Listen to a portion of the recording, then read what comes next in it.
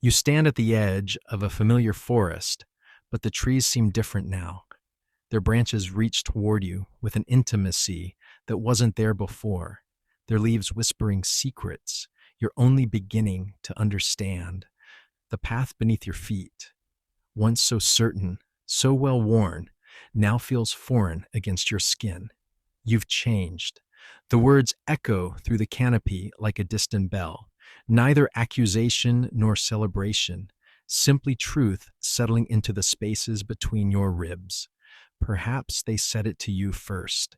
Those voices from your past, family members squinting at you across dinner tables, friends tilting their heads with that particular confusion reserved for watching someone slip away from who they used to be. You've changed, they said, and in their tone lived the unspoken question, what happened to the person we knew? But here, in this liminal space between who you were and who you are becoming, you understand that change isn't something that happens to you. It's something that happens through you, like water carving new channels through ancient stone. The person they're mourning never really existed, not in the way they imagined. That version of you was a carefully constructed mask, a persona crafted from the expectations of others, molded by the need to belong, to be safe, to be loved. You wore it so long it fused with your skin until you forgot there was anything underneath.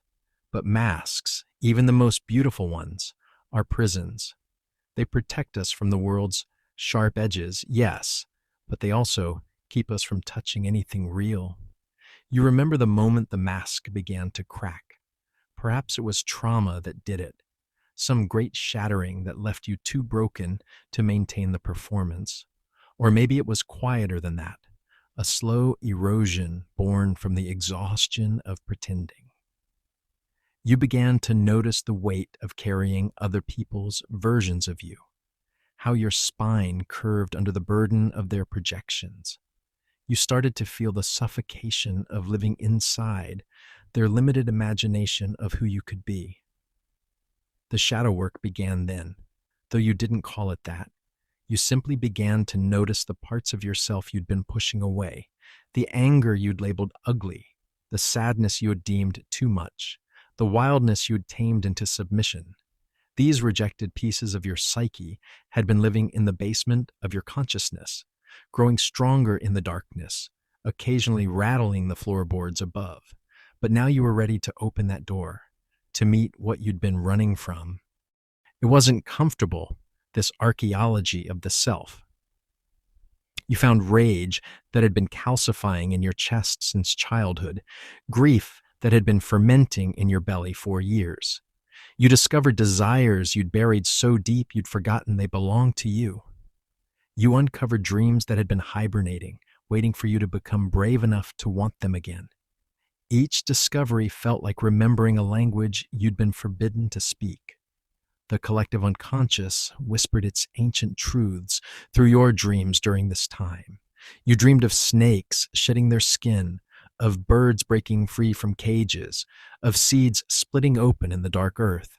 These weren't just your dreams. They were humanity's dreams, the eternal stories of death and rebirth, of the soul's journey from sleep to awakening. You were part of something vast and timeless, this process of becoming real. As you excavated these buried parts of yourself, you began to understand that wholeness doesn't mean perfection. It means integration. It means no longer pretending that your darkness doesn't exist, no longer splitting yourself into acceptable and unacceptable parts.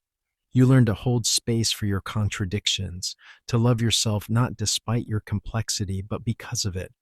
You discovered that your sensitivity wasn't weakness, but perception, that your intensity wasn't too much, but exactly what was needed. The people who said you'd changed weren't wrong. You had changed. You'd stopped apologizing for taking up space. You'd stopped dimming your light to make others comfortable. You'd stopped accepting crumbs of affection and calling it love. You'd stopped betraying yourself for the illusion of belonging. This new version of you more honest, more whole, more real, didn't fit into their old boxes. And that was exactly as it should be. You began to understand that spiritual awakening isn't about transcending your humanity, but about inhabiting it more fully. It's about coming home to yourself after a lifetime of living in exile. It's about remembering that you were never meant to be a carbon copy of anyone else, that your particular combination of light and shadow is sacred, unrepeatable, necessary. The presence you discovered in the depths of your being isn't something you created. It's something you uncovered. It was always there, waiting beneath the layers of conditioning, beneath the stories you were told about who you should be. This presence doesn't need your permission to exist. It simply is, like the ocean beneath the waves, like the sky behind the clouds. Now, as you stand in this transformed forest, you understand that change isn't a destination, but a process. Not a problem to be solved, but a mystery to be lived. You've learned to trust the intelligence of your own becoming, to honor the seasons of your soul. You know that growth rarely feels like progress in the moment.